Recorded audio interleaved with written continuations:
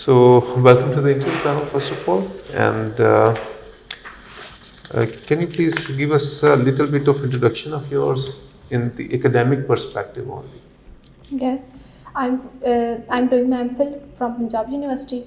I have done my master's from Punjab University, and my BSc is from Punjab Group of College Mandi Bahawaldin, and my earlier education from Hong Kong. Great. And I would like to know, why have you chosen physics over other subjects? What's the main reason why you want to be into the physics field? Sir, basically I have interest in mathematics. तो ये उससे काफ़ी ज़्यादा relate है क्योंकि maths physics की language है, तो that's why just maths just मेरे ख्याल में ड्राई सब्जेक्ट हो जाता है, तो इसमें दोनों का कॉम्बिनेशन डेट्स। तो फिजिक्स की फील्ड में आप आगे हैं, इसमें क्या अचीव करना चाहते हैं, क्या कंट्रीब्यूट करना चाहते हैं सोसाइटी को?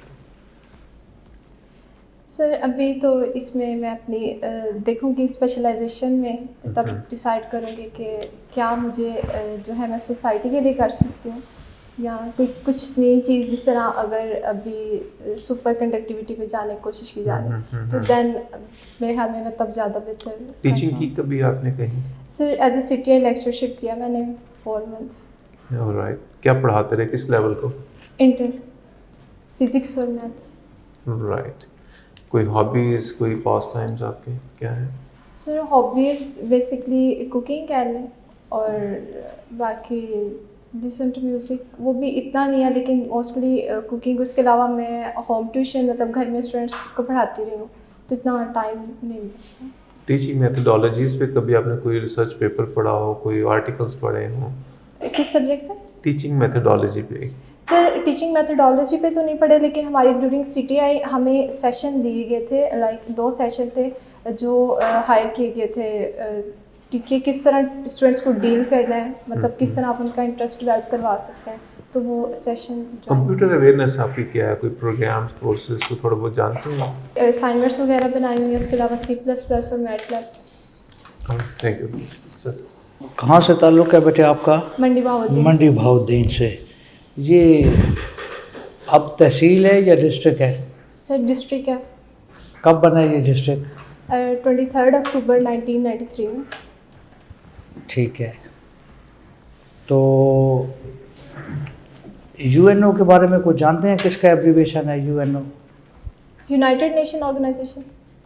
ये कब बना था ये इदारा? Sir I guess I am not sure, 1952।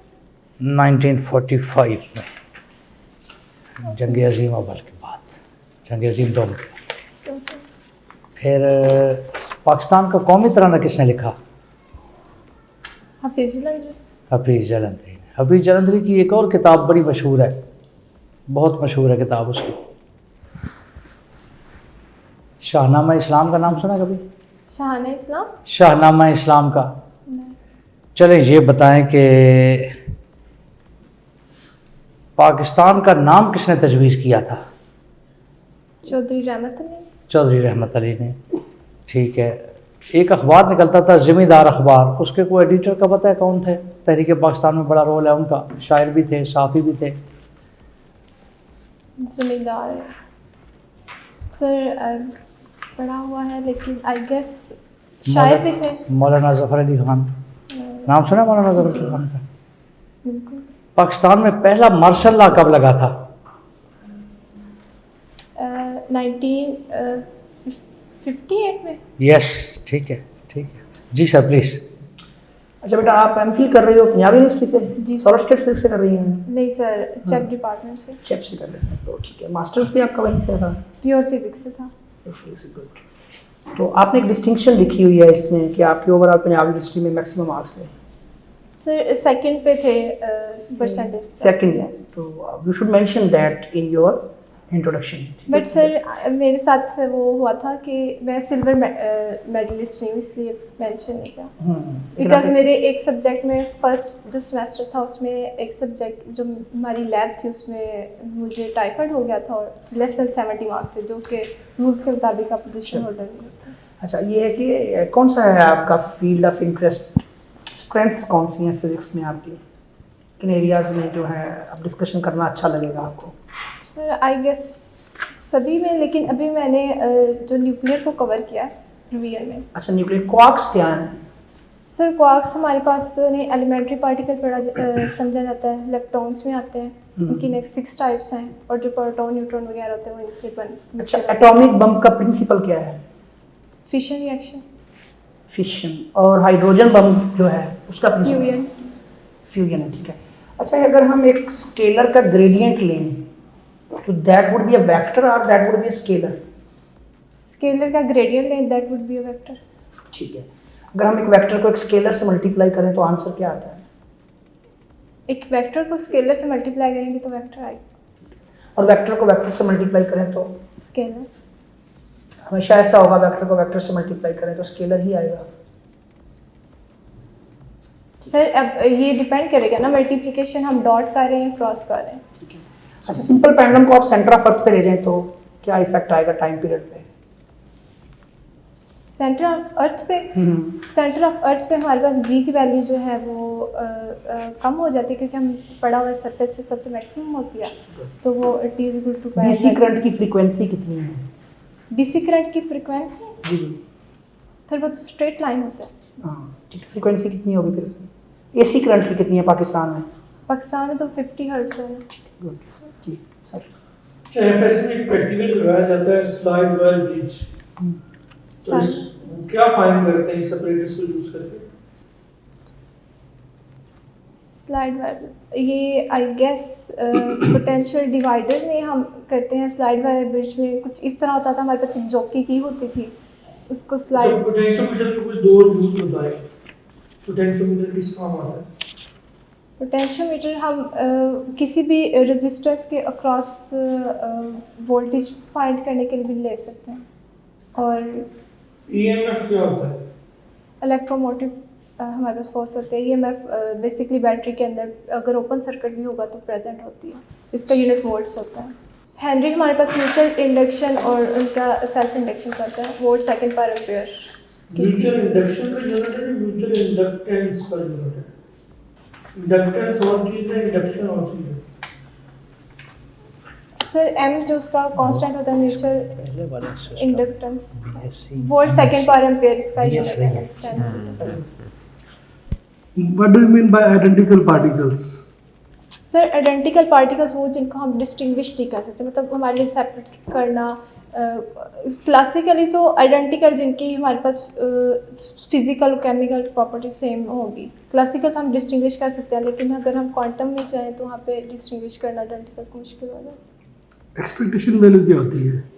Sir expectation value ये होती है हमारे पास कोई भी जो है हम अप्लाई करते हैं उसके ऊपर वैल्यू गेन करने कोई ऑपरेटर अप्लाई करते हैं, जैसे ए ऑपरेटर अप्लाई कर रहे हैं तो हमें उसके लिए कोई वैल्यू चाहिए होती है। और अगर तो हमारे पास इसमें भी 2 केस होते हैं, एक्सपेक्टेशन का एक स्पेशल केस आइगन वैल्यू भी है। एक्सपेक्टेशन वैल्यू 0 भी हो सकती है? हो सकती है। हो सकती है। आपने तो अच्छी की टीचिंग की है, क्या लर्निंग से आपने कुछ थोड़े से टाइम पीरियड में क्या सीखा आपने? सर उसमें ये है कि क्योंकि हमारे पास टाइम पीरियड बहुत शॉर्ट था, 4 मंथ से हमें सिलेबस भी कवर कराना था, और जहाँ पे मेरी जॉब हुई थी वहाँ पे प्रैक्टिकल्स वगैरह भी कोई सेटअप नहीं था, उसको सेट भी करवाना था। तो वे भी कम टाइम में किस तरह हम मैनेज कर सकते हैं चीज़ों को, कम टाइम में आप उनकी प्रिपरेशन कैसे स्टूडेंट्स को कर सकते हैं, उनको किस तरह साथ में, क्योंकि इस कम टाइम में बच्चों पे प्रेशर भी बहुत ज़्यादा होता है और उनको मोटिवेट करना भी बहुत सारी चीज़ों को साथ लेके चलना होता है, उनमें मोटिवेशन पैदा करना, उनमें एक उनके कंसेप्ट वगैरह क्लियर करवाना।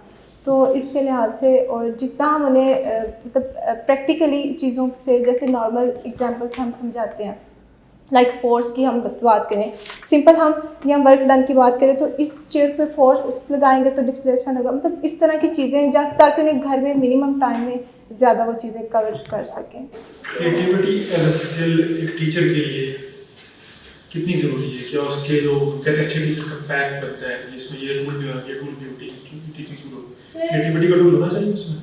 जी बिल्कुल होना चाहिए। एक तो टीचर्स को पंचुअल तो खैर हर जॉब में ज़रूरी होना चाहिए, मेरे ख्याल में टीचर्स को सबसे पहले उसका बैकग्राउंड वगैरह चीज़ों का पता होना चाहिए, जो भी टॉपिक पढ़ाना है, और कोशिश करनी चाहिए विद इन क्लासरूम आप उसको प्रैक्टिकली थोड़ा एक्सप्लेन कर सकें। क्लासरूम में काफ़ी एग्जांपल्स हम दे सकते होते हैं। एक तो प्रैक्टिकली उनकी बहुत कोशिश होनी चाहिए कि हम नॉर्मल रोज़मर्रा की ज़िंदगी से उन्हें एग्जाम्पल दे सकें। हमारी सोसाइटी के अकॉर्डिंगली जो हमारी सोसाइटी की रियलिटीज़ हैं उनमें क्रिएटिविटी कितनी इंपॉर्टेंट स्किल है टीचर के लिए? सर बहुत है। क्यों? लेकिन सर क्योंकि इधर से हम एक एग्जांपल लें, बेसिकली हमारे पास जो है हमारे साथ से प्राइवेट सेक्टर्स क्यों आगे जा रहे हैं, उनकी मेन रीज़न ये है क्योंकि उसमें वो क्रिएटिव रहते हैं इन चीज़ों में, उनमें एक्टिविटी बहुत मतलब हमारे टीचर को पढ़ाने के जितने रिसोर्सेज चाहिए होते हैं वो मिल जाते हैं टीचर को, या बहुत सारी चीज़ों की कमी के साथ पढ़ाना पड़ता है? सर मेरे ख्याल में जो रिसोर्सेज हमें प्रोवाइड किए गए हम उनमें भी काफ़ी अच्छा पढ़ा सकते हैं। क्रिएटिविटी की वजह से जी, पोटेंशियल अपना थोड़ा ज़्यादा लगेगा लेकिन हम पढ़ा सकते हैं। Nimra, it was wonderful interviewing you.